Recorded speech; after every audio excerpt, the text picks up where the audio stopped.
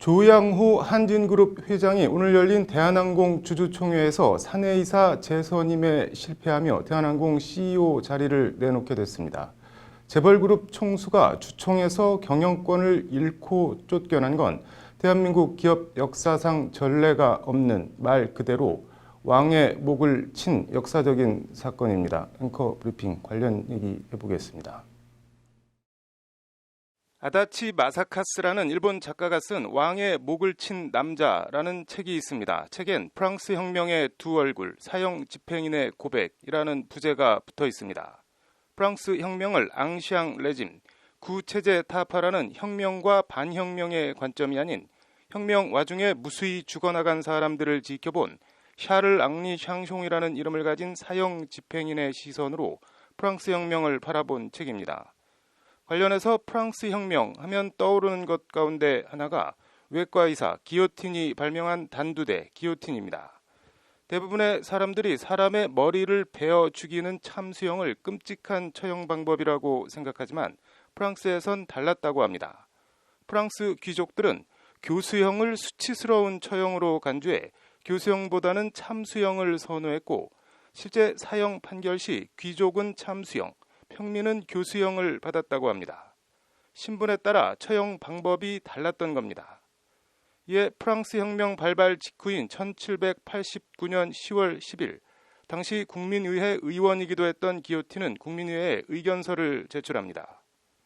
똑같은 사형을 당하면서 신분에 따라 처형 방법이 다른 것은 평등의 원칙에 어긋난다. 모든 인간은 법 앞에 평등하다는 내용입니다. 기요틴은 그러면서 인도주의에 입각한 처형을 제안합니다. 바로 칼질에 실패해 2번, 3번 목을 칠 필요 없이 고통을 느낄 새도 없이 단칼에 목을 자르는 기요틴입니다. 그리고 1793년 11월 13일 파리 혁명광장에서 기요틴의 칼날 아래 루이 16세가 그리고 비운의 왕비 마리 앙투아네트가 단두대의 이슬로 사라집니다. 적과 내통한 혁명정부에 대한 반역 혐의를 받았던 루이 16세에 대해 25살 자코뱅당 최연소 의원이었던 생 쥐스트는 왕정은 그 존재 자체만으로도 용서받을 수 없는 범죄다. 인간은 그 범죄에 대항해 떨쳐 일어나 무장할 권리가 있다고 선언했습니다.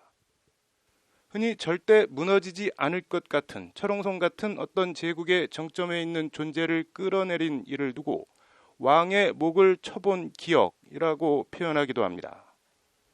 박근혜 전 대통령에 대한 탄핵이 대한민국 정치사에서 촛불혁명이라는 넉자로 대표되는 그런 왕의 목을 쳐본 기억이라면 오늘 대한항공 주주총회 조양호 회장에 대한 경영권 박탈은 우리 경제와 기업 역사에 왕의 목을 친 첫 기억으로 기록될 것 같습니다.